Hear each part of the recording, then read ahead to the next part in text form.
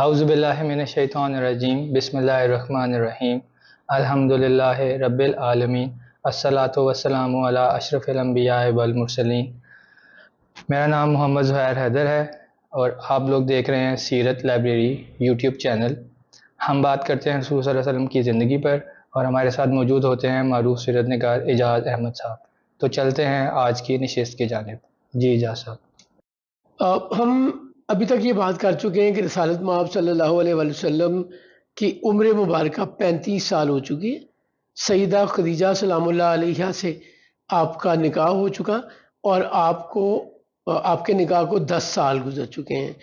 ہم نے یہاں پہ زید بن حارثہ کی بات کی کہ کس طرح ان کو غلام بنایا گیا اور پھر وہ رسول اللہ صلی اللہ علیہ وآلہ وسلم، خوش قسمتی انہیں رسول اللہ صلی اللہ علیہ وآلہ وسلم کے پاس لے آئی اور ان کو وہ عزت ملی جو کسی اور غلام کو نہیں مل سکی۔ آج ہم بات کریں گے رسالت مآب صلی اللہ علیہ وآلہ وسلم کی اولاد، صاحبزادے، صاحبزادیاں، اور وہ جو زندگی 25 سال کی عمر سے لے کے تقریباً 45 سال کی عمر تک، نبوت کے 5 سال بعد تک رسول اللہ کی اولاد پیدا ہوتی رہی، جناب خدیجہ سلام اللہ علیہا سے، سیدہ خدیجہ بنت خویلد ام المومنین سے۔ ام المومنین کی میں یہاں وضاحت کرتا چلوں۔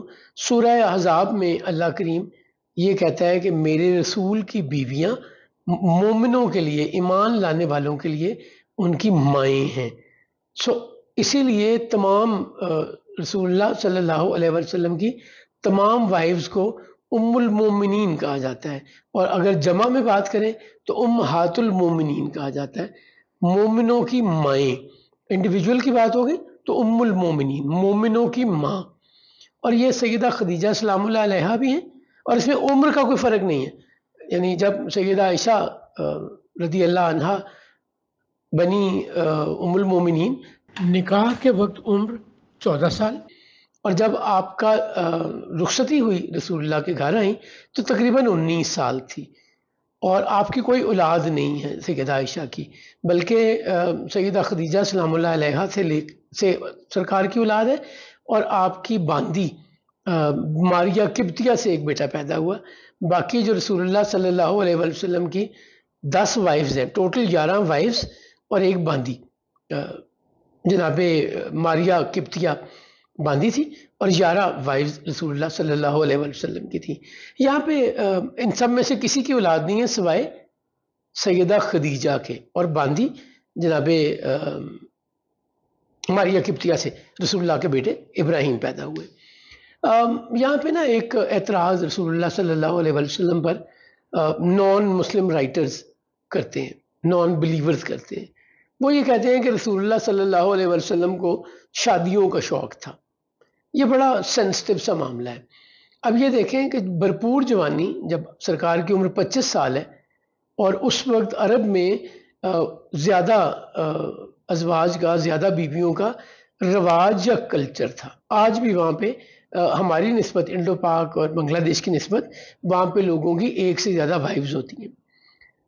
اس زمانے میں، یعنی رسالت مآب صلی اللہ علیہ وسلم نے جس زمانے میں اعلان نبوت کیا، اس زمانے میں لوگوں کی 7، 8، 10، 12 وائفز عرب میں کوئی خبر نہیں تھی۔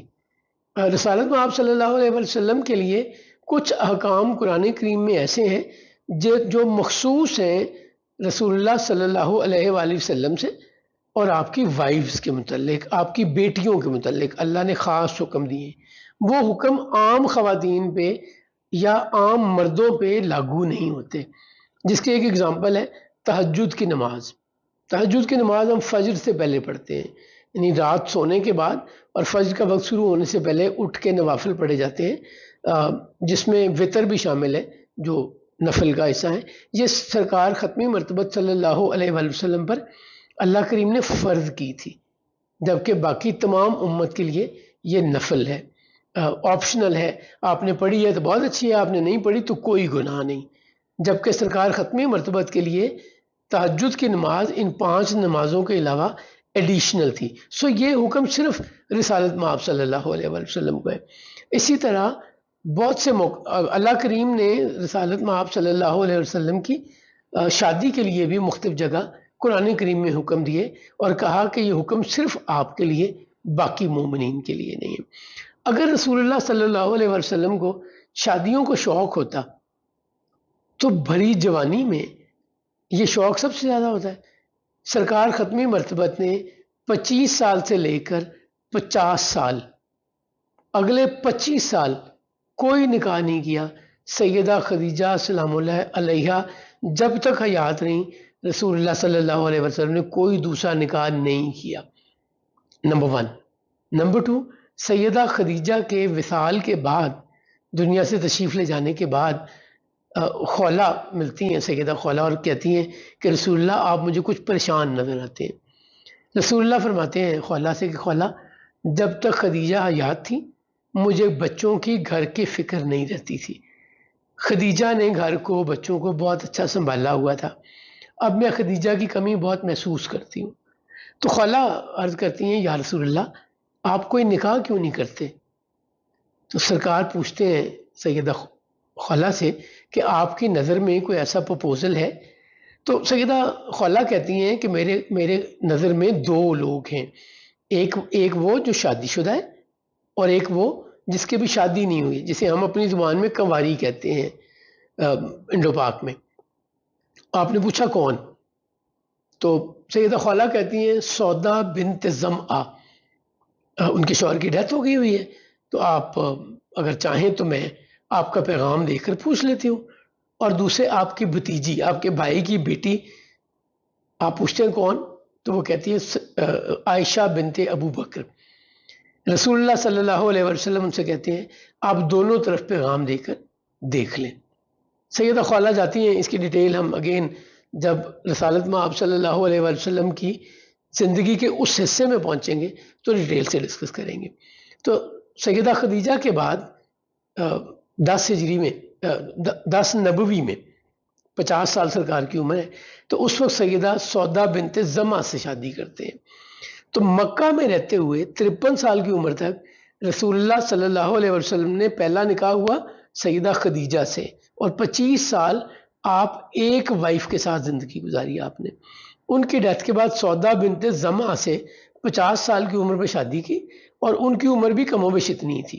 اور سیدہ عائشہ سے ہجرت سے 3 سال پہلے نکاح ہوا، رخصتی نہیں ہوئی۔ سو مکہ میں رہتے ہوئے رسالت میں آپ صلی اللہ علیہ وسلم نے اعلان نبوت سے لے کر، بلکہ 25 سال کی عمر سے لے کر 53 سال کی عمر تک ایک وائف کے ساتھ زندگی گزاری۔ پہلے سیدہ خدیجہ بنت خویلد ام المومنین، اور پھر ام المومنین سیدہ سودا بنت زمعہ۔ جب سرکار مدینہ پاک تشریف لے گئے تو پہلے 7 مہینے کم و بیش آپ کی فیملی مکہ میں ہی رہی، بیٹیاں بھی اور جناب سودا بنت زمعہ بھی۔ جب مسجد نبی تعمیر قریب سی تعمیر ہونے کے تو اس وقت سرکار کی فیملی مدینہ آئی۔ 2 ہجری یعنی ہجرت کے دوسرے سال شوال کے مہینے میں سیدہ عائشہ بنت ابی بکر کی رخصتی ہوتی ہے، اور آپ رسول اللہ صلی اللہ علیہ وسلم کے گھر تشریف لاتی ہیں۔ 55 سال کی عمر تک رسول اللہ نے ایک وقت میں ایک ہی بیوی کے ساتھ گھر بسایا۔ 55 سال کی عمر میں رسول اللہ نے 2 نکاح کیے، 2 ازواج یا 2 وائفز ایک ہی وقت میں اپنے گھر میں سرکار رہے، یا 2 شادیاں 2 نکاح سے زندگی اللہ کے رسول نے گزاری۔ اس کے بعد مختلف موقعوں پر 61 سال کی عمر تک رسول اللہ صلی اللہ علیہ وسلم نکاح کرتے رہے، اور ان میں سے کوئی بھی یعنی پوری 11 وائفز میں سے صرف سیدہ عائشہ صدیقہ رضی اللہ عنہا واحد خاتون ہیں جو ورجن یا کنواری تھیں، اور پہلا نکاح رسول اللہ سے ہوا، جبکہ باقی ساری وائفز کسی کی ایک نکاح رسول اللہ سے نکاح سے پہلے ہے، کسی کے 2 نکاح ہیں، اور کسی کا تیسرا نکاح رسول اللہ صلی اللہ علیہ وسلم سے ہے۔ یہ عرب کا کلچر ایسا تھا، اور یہ ایسے ہی چلتا رہا۔ رسالت مآب کی نکاح یا شادیوں کی بڑی ریزن ان قبائل کو تالیف قلب، ان قبائل کو عزت دینا، اور اس کے نسبت سے وہ محبت قائم کرنا ان قبیلوں سے، ایمان لانے کی وجہ بننا، بہت ساری ایسی چیزیں ملتی ہیں۔ تو ہم وقتاً فوقتاً جب ان نکاحوں کی بات کریں گے مدنی زندگی میں رسول اللہ کی، تو اسے ڈیٹیل میں بات کر لیں گے۔ رسول اللہ صلی اللہ علیہ وسلم کے گھر سب سے پہلے سیدہ خدیجہ سے ایک بیٹا پیدا ہوا جس کا نام قاسم بن محمد رکھا گیا۔ رسول اللہ صلی اللہ علیہ وسلم کی کنیت ابو القاسم یا ابل قاسم، الف بے چھوٹی اے، الف لام کاف کینچی والا، الف سین میم، ابل قاسم یا ابو القاسم کنیت قاسم بن محمد کی وجہ سے ہوئی۔ عرب میں کنیت کا رواج یہ تھا کہ سب سے بڑے بیٹے یا سب سے بڑی بیٹی کے نام پہ کنیت رکھی جاتی تھی، اس کے علاوہ کسی خوبی پہ بھی کنیت رکھی جاتی تھی، اور یہ ان کا اپنا ایک سسٹم تھا۔ جناب قاسم کی جب عمر 2 سال ہوئی تو وہ اللہ کو پیارے ہو گئے۔ رسالت مآب صلی اللہ علیہ وسلم کی پہلا بیٹا یا پہلی اولاد 2 سال کی عمر میں اللہ کے حضور حاضر ہو گئی۔ اس کے بعد قاسم کے بعد رسول اللہ کے ہاں ایک بیٹی پیدا ہوئی جن کا نام زینب رکھا گیا۔ زینب نام رسول اللہ صلی اللہ علیہ وسلم کو بہت پسند تھا۔ آپ نے اپنی 2-3 وائفز کا نام بدل کے زینب رکھا۔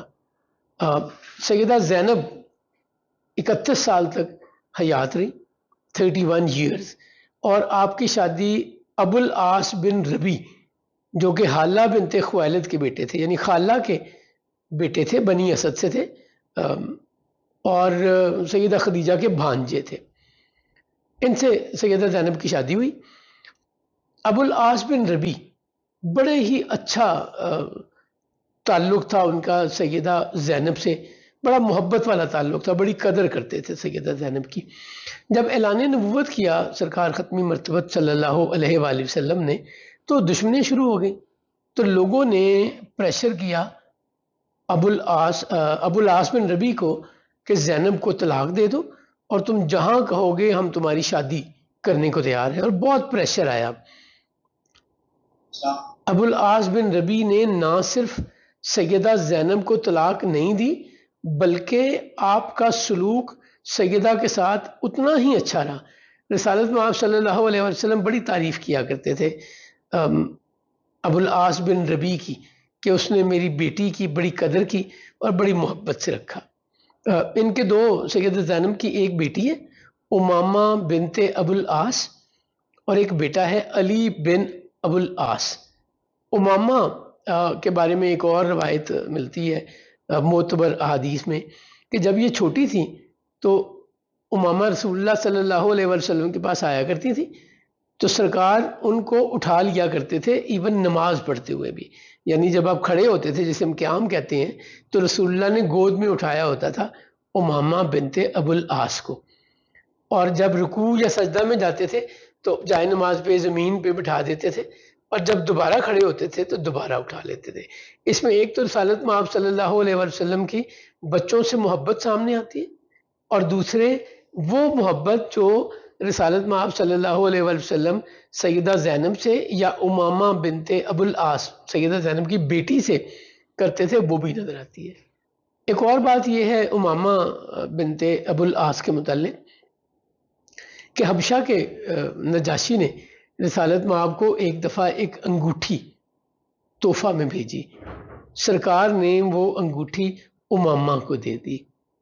اور تیسری بات ان کے متعلق یہ ہے کہ بعد کے زمانہ میں جناب علی ابن ابی طالب نے جناب امامہ سے شادی بھی کی، نکاح بھی کیا، اور علی بن ابو العاص بیٹے ہیں، یہ بھی اپنی زندگی گزارتے رہے۔ تاریخ میں ان کے متعلق ہمیں کوئی زیادہ نہیں ملتا۔ جناب زینب کے بعد، اور ان کی میں نے بتایا 31 سال کی عمر میں سیدہ زینب کی ڈیتھ ہوئی۔ رسالت مآب صلی اللہ علیہ وسلم نے جب اعلان نبوت کیا تو سیدہ زینب بالکل شروع کے لوگوں میں شامل ہے جو رسول اللہ پر ایمان لے آئیں، جبکہ ابو العاص بن ربی بدر کی جنگ میں لڑے مکہ والوں کی طرف سے، قریش کی طرف سے، اور جب ان کی شادی ہوئی تو سیدہ خدیجہ نے بڑا ہی خوبصورت یمنی عقیق کا ہار بیٹی کو دیا تھا۔ سیدہ زینب کے پاس وہ ہار تھا۔ جب قیدی ہو گئے بدر کی جنگ میں ابو العاص بن ربی تو فدیہ کی بات ہوئی، اور جب فدیہ دینا تھا تو ابو العاص بن ربی نے سیدہ زینب کا مکہ سے ہار منگوا کے اپنی رہائی کے لیے وہ پیش کیا۔ رسالت مآب صلی اللہ علیہ وسلم نے وہ ہار دیکھتے ہی پہچان لیا اور آپ کی آنکھوں میں آنسو آ گئے۔ سرکار ختمی مرتبت کو تکلیف یہ ہوئی کہ بیٹی کو جو ہار ان کی والدہ نے بڑی محبت سے بڑی شفقت سے دیا تھا وہ قید سے رہائی کے لیے خرچ ہو رہا ہے یا استعمال ہو رہا ہے۔ جب اور ایک باپ کی فیلنگ اس سے مختلف ہو بھی نہیں سکتی۔ میں ایک بات بار بار کہتا ہوں، آج پھر دہرا رہا ہوں، ہم زیادتی کرتے ہیں جب ہم انبیاء یا اللہ کے نیک بندوں کے متعلق یہ فیلنگ رکھتے ہیں کہ انہیں کوئی فرق نہیں پڑتا۔ باپ باپ ہے، باپ کی فیلنگ بیٹی کے لیے، بیٹے کے لیے، اولاد کے لیے وہی ہوتی ہے جو کسی بھی باپ ماں کی ہوتی ہے۔ تو جب صحابہ نے آنسو دیکھے رسالت مآب صلی اللہ علیہ وسلم کی آنکھوں میں تو انہوں نے کہا کہ ہم یہ ہار واپس کر دیتے ہیں اور ابو العاص بن ربی کو بغیر فدیہ کے چھوڑ دیتے ہیں۔ رسالت مآب صلی اللہ علیہ وسلم نے ابو العاص سے یہ کہا کہ یہ ہار تم واپس لے جاؤ اور وعدہ کرو کہ تم مکہ جا کر زینب کو ہمارے پاس بھیج دو گے۔ ابو العاص نے وعدہ کیا اور بعد میں ایسا ہی کیا کہ سیدہ زینب کو رسول اللہ صلی اللہ علیہ وسلم کے پاس بھیج دیا۔ اس کی ڈیٹیل بھی جب ہم مدنی زندگی میں بات کر رہے ہوں گے تو ڈیٹیل سے ہم بات کریں گے۔ ابو العاص تقریباً 6 ہجری میں ایمان لے آئے۔ جناب ابو العاص بھی ایمان لے آئے اور جناب زینب تو پہلے ہی رسالت مآب صلی اللہ علیہ وسلم پر ایمان لے آئی تھی۔ ظہیر آج کی نشست ہم یہاں ختم کریں گے اور سرکار ختمی مرتبت صلی اللہ علیہ وسلم کی باقی اولاد کی بات انشاءاللہ اگلے سیشن میں کریں گے۔ آج کے لیے اتنا ہی۔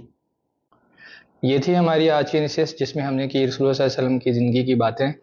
ہم سے جڑے رہیے، ملتے ہیں آپ سے اگلی نشست میں، تب تک کے لیے اللہ حافظ۔